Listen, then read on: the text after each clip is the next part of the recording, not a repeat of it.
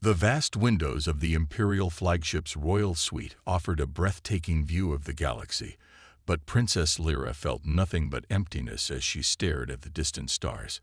Her quarters, decorated with the finest materials from 100 worlds, had become her prison over the past 3 years. The guards outside her door were no longer protectors but jailers, posted there by her own brother.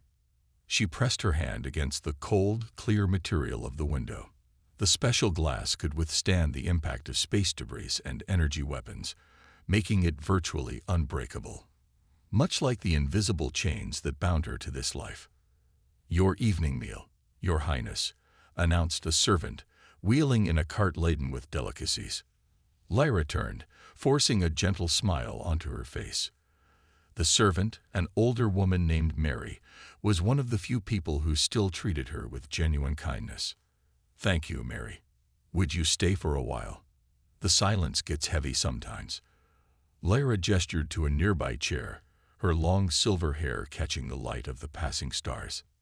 Mary glanced nervously at the door, but nodded. "Just for a few minutes, Your Highness."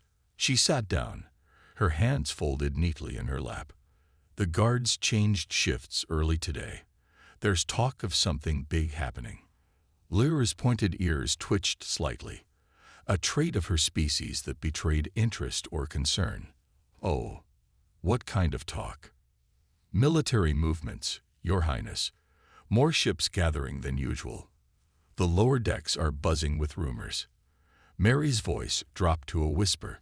"They say Emperor Marcus is planning something big." Emperor Marcus. The words still felt wrong. 3 years ago, he had been simply her brother, her protector, her friend.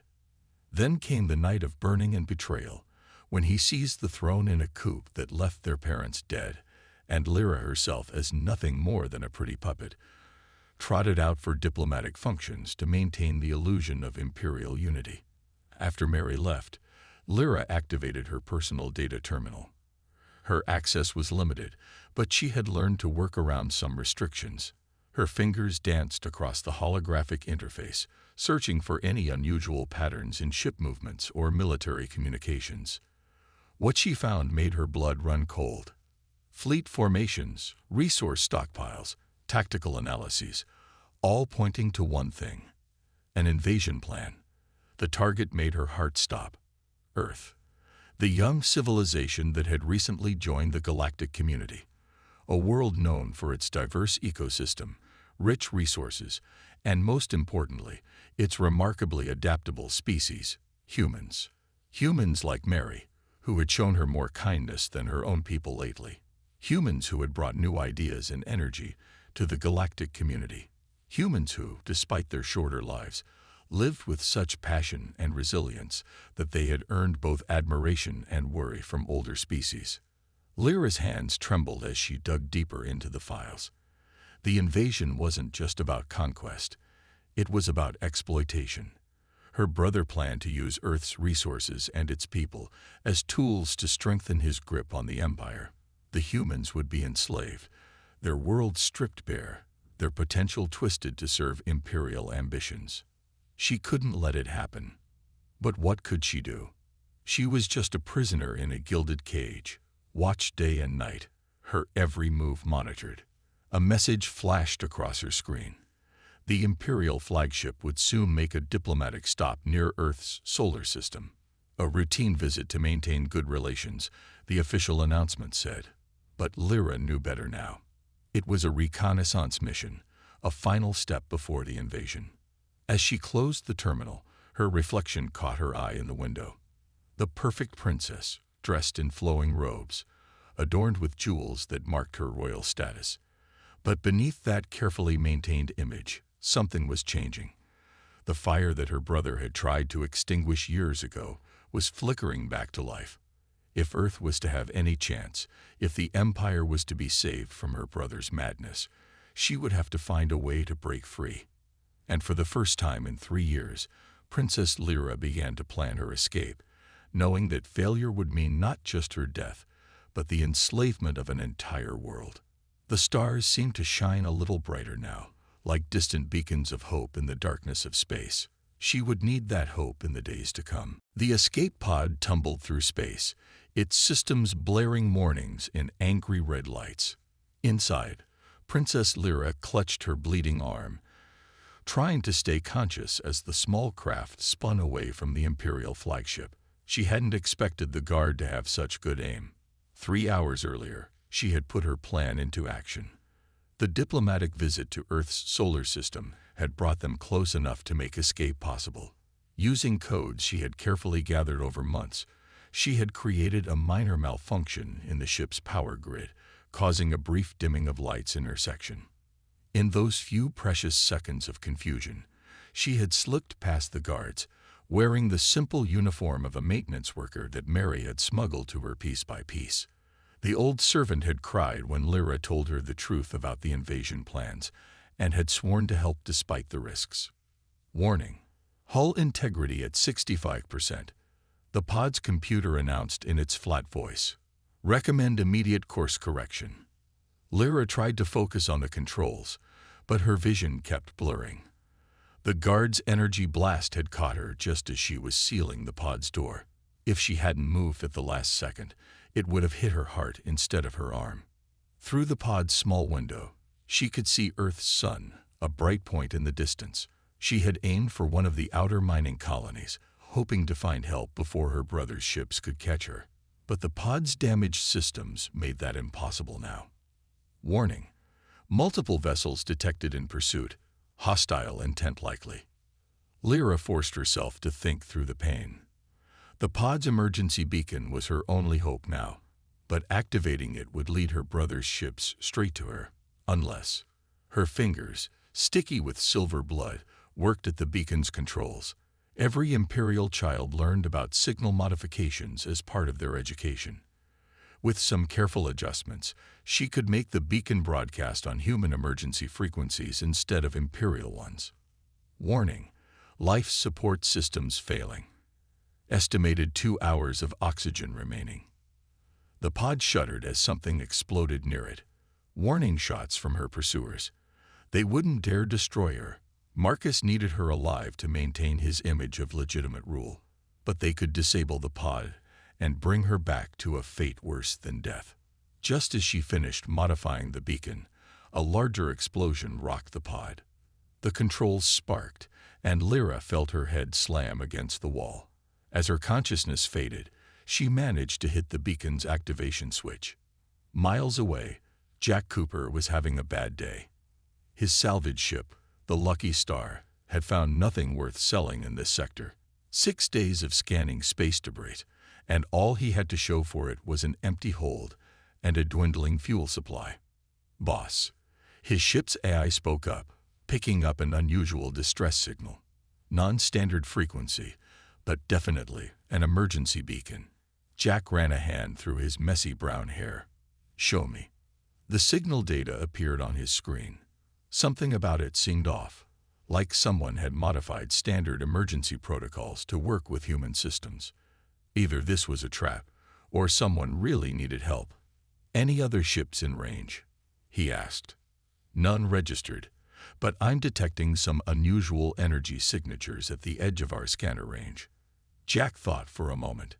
His military training from years ago told him to be cautious, but something about this situation felt important. Plot an intercept course, but keep the weapons charged just in case. The Lucky Star turned, its engines glowing as it headed toward the signal. Through the main viewport, Jack could see a small shape tumbling in the distance, trailing debris. "Life signs?" he asked. "1. Faint but stable. Non-human." Jack's hands tightened on the controls. Non-human meant complications, possibly trouble, but he couldn't just leave someone to die in space.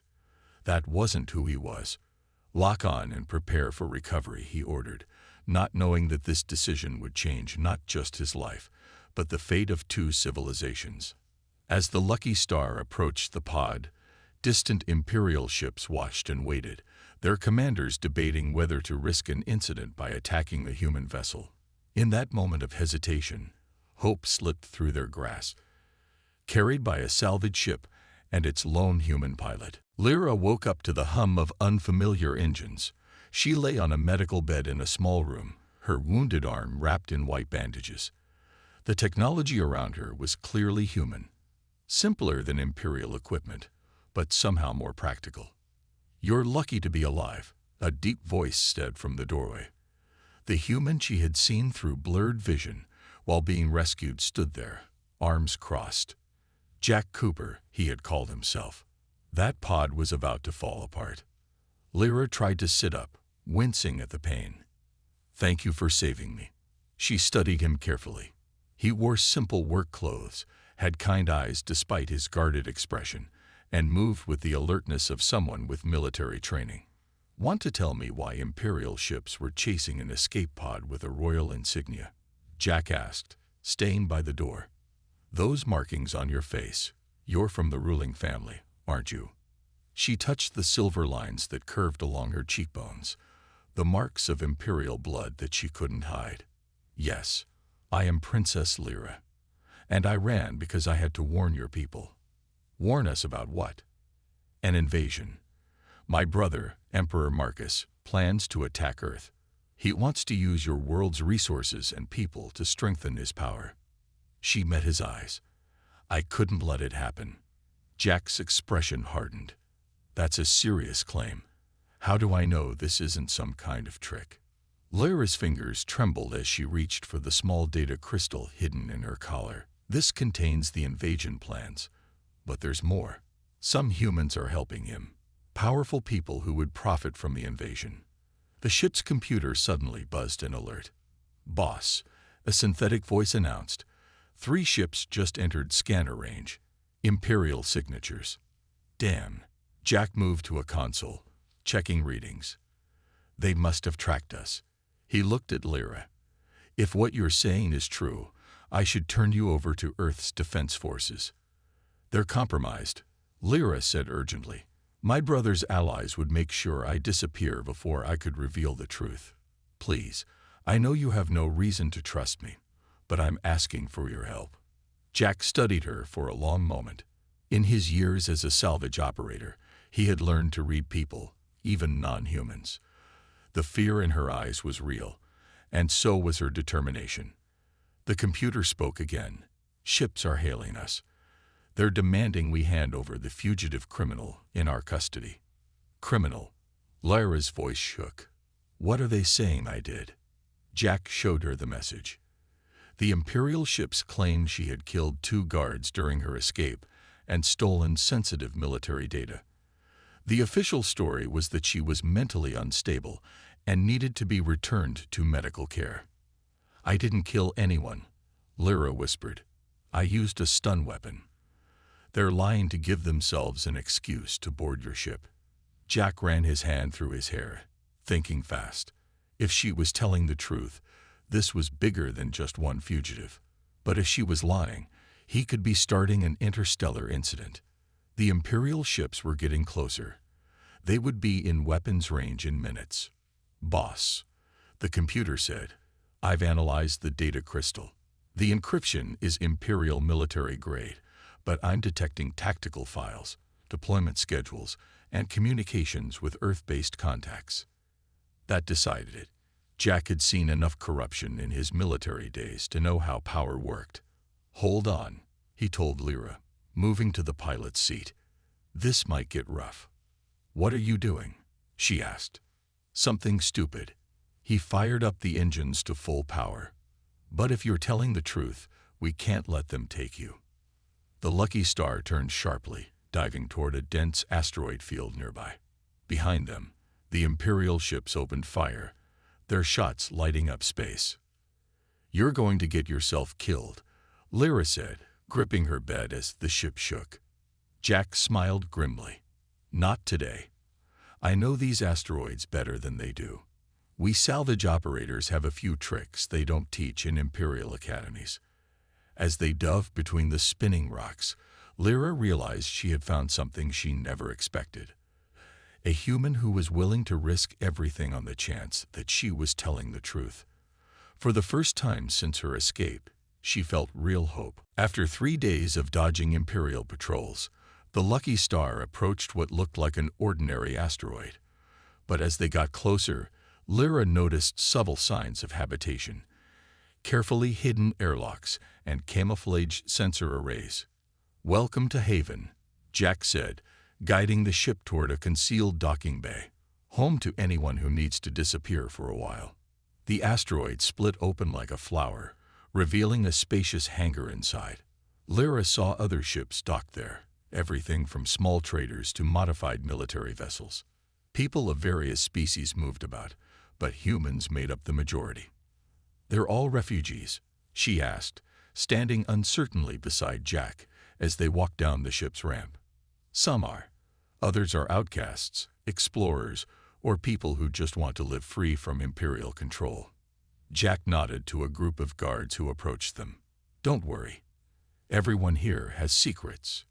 They won't ask about yours." The guard's leader, a tall woman with dark skin and sharp eyes, introduced herself as Commander Reed. "Cooper," she said, "you better have a good reason for bringing an Imperial royal here." "She has proof of an invasion plan," Jack explained, "and some interesting information about who's helping the Empire on our side." Reed's expression remained stern, but her eyes showed interest. "Follow me, both of you." They were led to a control room filled with surveillance screens and communication equipment. Much of it was Imperial technology, modified to work with human systems. Lyra recognized the handiwork of skilled engineers. "Show me," Reed ordered. Lyra inserted her data crystal into a reader. As the files appeared on the main screen, she explained everything. The invasion plans, the corrupt officials, her brother's true nature. Reed listened without interruption, occasionally making notes.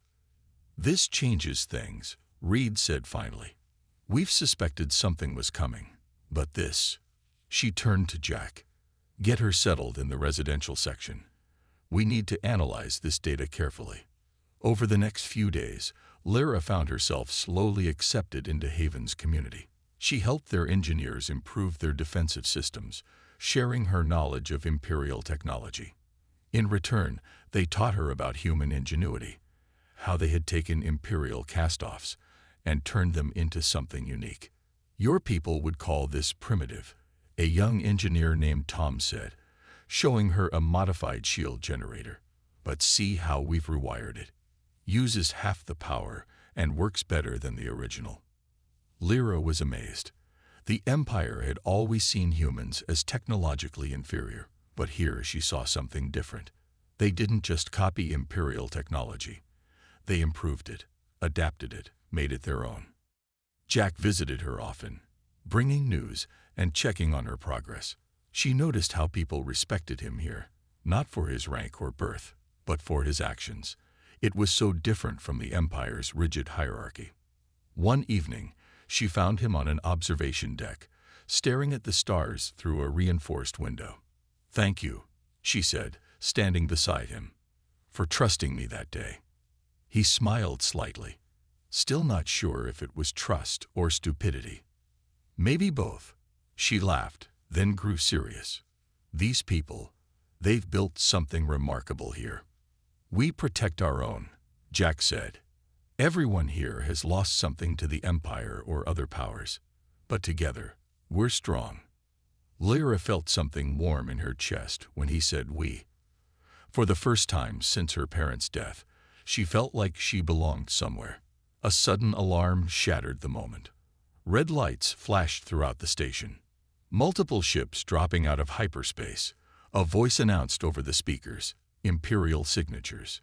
Jack's face hardened. "They found us. But how?" Lyra's heart sank as realization hit her. "A tracker. They must have hidden one on your ship when they were chasing us." As they rushed to the control room, Lyra saw Haven's people moving with practiced efficiency, preparing defenses, manning battle stations. They had trained for this. But looking at the tactical display showing the approaching Imperial fleet, she wondered if it would be enough. Her brother's forces had found them, and she had accidentally led them straight to these people who had taken her in. Chaos erupted in Haven as the Imperial fleet approached. Commander Reed barked orders from the control center while defenders rushed to their positions. Lyra stood at a tactical display, her heart racing as she recognized the lead ship. "That's General Drake's flagship," she said, pointing to the largest vessel. "He's my brother's most ruthless commander.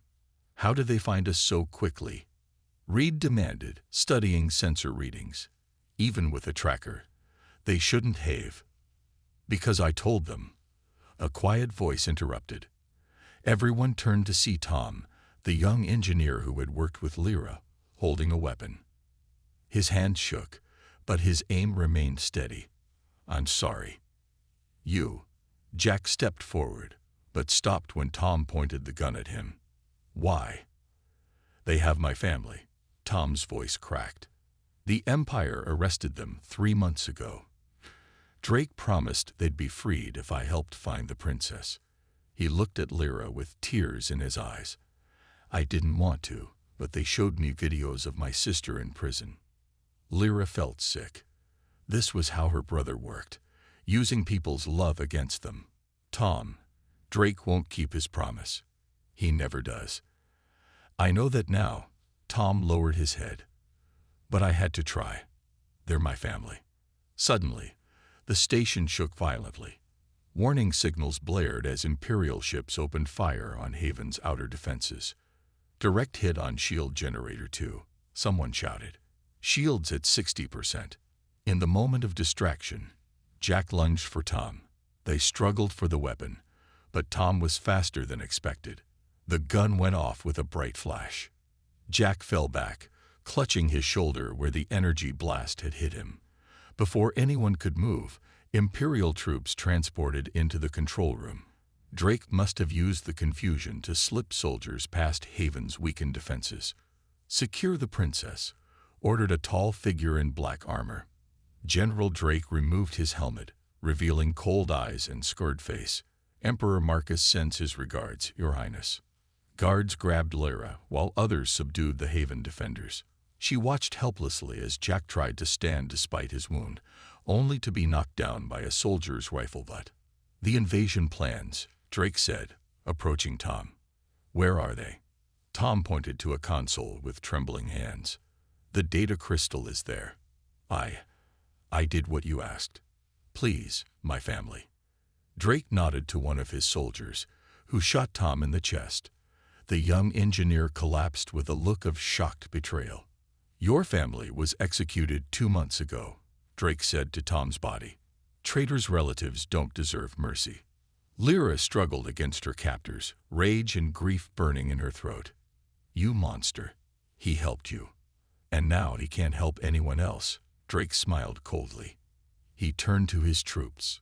"Plant the charges. Once we're gone, I want this entire station destroyed. No witnesses, no evidence." "No."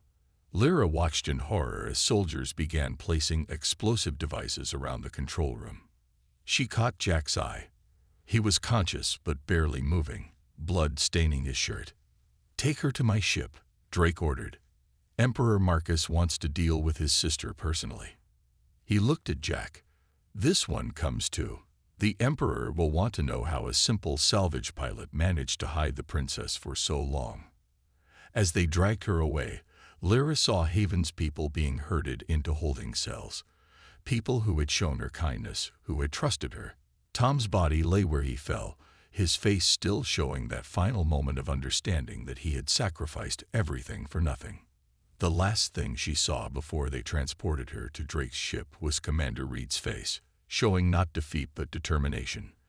The woman gave her a slight nod, and Lyra understood. Haven's people wouldn't go down without a fight.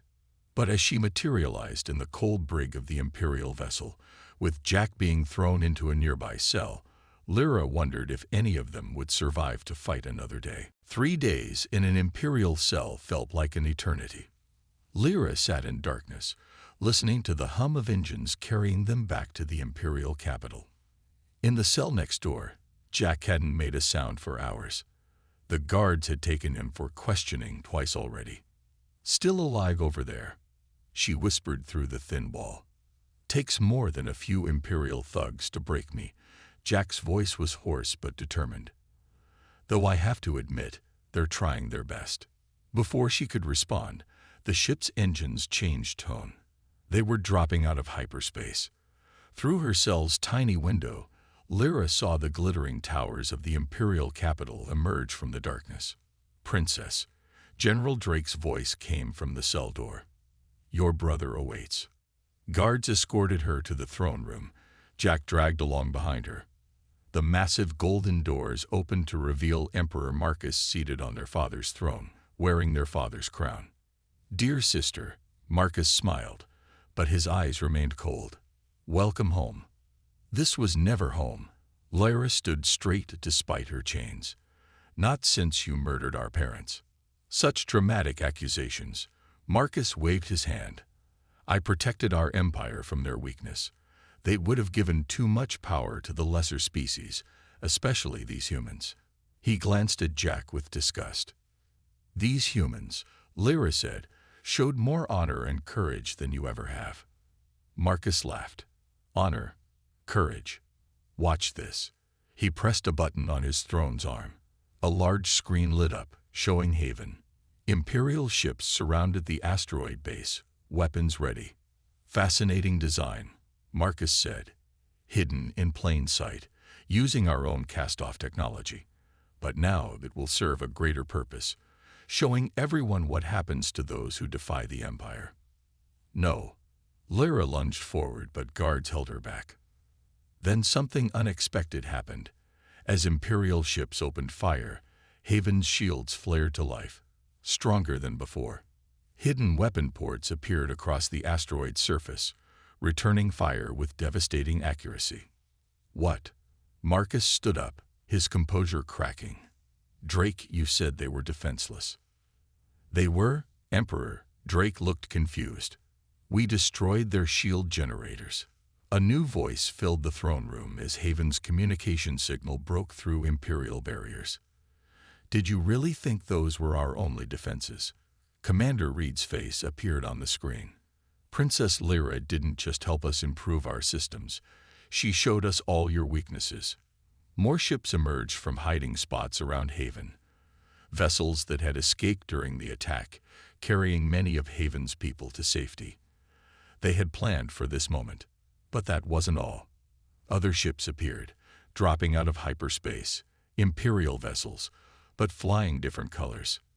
"Remember me, brother," a familiar voice transmitted across all channels. Admiral Ben, their oldest brother who had disappeared years ago after opposing Marcus's coup, stood on his bridge. "You're not the only one who can build alliances." Marcus's face twisted with rage. "Traitors, all of you." He pulled out a weapon, aiming at Lyra. "If I fall, you fall with me." But he had forgotten about Jack. Despite his injuries, the human pilot moved with lightning speed, tackling a guard. In the chaos, Lyra broke free, grabbing a fallen weapon. "It's over, Marcus," she said, as loyal Imperial troops and Haven's forces breached the throne room. "Your own people see you for what you are now." Marcus looked around wildly, seeing his supporters desert him. General Drake had already disappeared. Like all bullies, he abandoned his master when real strength appeared. "The Empire needs strength," Marcus shouted. "These humans, they'll destroy everything we built." "No," Lyra kept her weapon steady. "They'll help us build something better. Together." As guards took Marcus away, Lyra rushed to help Jack stand. He leaned on her shoulder, grinning despite his bruises. "Quite a rescue plan," he said. "You knew your brother would bring you back here." "I hoped." She supported him carefully. Haven's people needed time to evacuate and gather allies. My capture gave them that time. You risked everything on that hope. Lyra looked at the screen where Haven's ships fought alongside Imperial vessels loyal to the old ways. Humans and her people working together against tyranny. "Sometimes," she said, watching her brother Ben's ships protect Haven's vessels, "hope is all you need to start changing the world." 1 month after Marcus's capture, the Imperial Palace buzzed with activity. Representatives from Earth and the Empire gathered in the Grand Hall for a historic moment. The coronation of a new empress and the signing of the first true alliance between their peoples. Lyra stood before the great mirror in her chambers, looking at her reflection. Gone were the ornate robes of a decorative princess. Instead, she wore a simple but elegant uniform that combined imperial and human design elements. The silver lines on her face seemed to shine brighter now, no longer marks of imprisonment but symbols of positive change. "Ready?" Jack asked from the doorway. His wounds had healed, though he still carried a few new scars. He too wore a formal uniform, marking his new role as Earth's official ambassador to the Empire. Almost. Lyra touched the simple crown waiting on its cushion. "Did you ever think we'd end up here when you found my escape pod?" "I was just hoping not to get shot," Jack grinned. "Though I failed at that part." A knock at the door interrupted them. Admiral Ben entered, looking more like the kind brother she remembered from childhood. "It's time, sister." The grand hall fell silent as Lyra walked down its length. Faces familiar and new watched her passage. Commander Reed and the survivors of Haven, imperial nobles who had supported her claim, Earth's diplomatic corps, and common people from both civilizations who had been invited to witness history. At the front of the hall, two thrones stood side by side, one imperial, one Earth-made.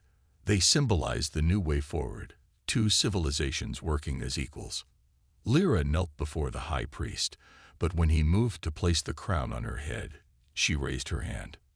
"Wait," she said, her voice carrying through the hall. "Before you crown me, I want everyone to hear the truth." She stood, facing the gathered crowd. For too long, the Empire has hidden its wrongs behind ceremony and tradition. That ends today. My brother Marcus didn't just seize power. He was helped by corrupt officials from both our worlds who wanted to profit from war and suffering. Murmurs ran through the crowd as she continued. "Those conspirators have been exposed and will face justice. But more importantly, we've learned that real strength comes not from dominance, but from unity. Look around you. See how much stronger we are together than apart." She gestured to the Haven survivors. "These brave people showed me that technology means nothing without heart, that titles mean nothing without honor. They taught me that true power comes from protecting others, not controlling them." Lyra turned to Jack, smiling. "And one brave human taught me that sometimes the greatest act of strength is choosing to trust." Taking the crown from the priest, she placed it on her own head. "I take this crown not by right of birth, but by choice. My choice to serve both our peoples, and your choice to trust me with this responsibility." The hall erupted in cheers. As the formal alliance was signed, Lyra saw tears in many eyes, human and imperial alike. Even her brother Ben looked proud. Later, during the celebration, Lyra found a quiet moment with Jack on a balcony overlooking the capital. "You know," he said, "when I was a salvage pilot, I thought finding valuable cargo was lucky. Then I found an escape pod with a revolutionary princess inside." Lyra laughed. "Lucky for both of us." She looked at the stars, the same stars she had once stared at in despair from her prison suite. "We have so much work ahead. Changing an empire isn't easy." "Good thing you're not doing it alone." Jack took her hand, and she felt the warmth of his faith in her. Below them, the city glowed with lights from 100 worlds. Imperial ships and human vessels moved together through the skyways, their crews working side by side. In the distance, she could see the new haven, no longer hidden but standing proud as a symbol of cooperation between their peoples. The chains that had once bound her were broken, transformed into bridges between worlds. As Lyra stood there with Jack, watching their peoples celebrate together, she realized that sometimes the greatest victories come not from defeating an enemy, but from transforming them into friends. And somewhere in the vast galaxy before them, other stars waited to be reached by their united strength.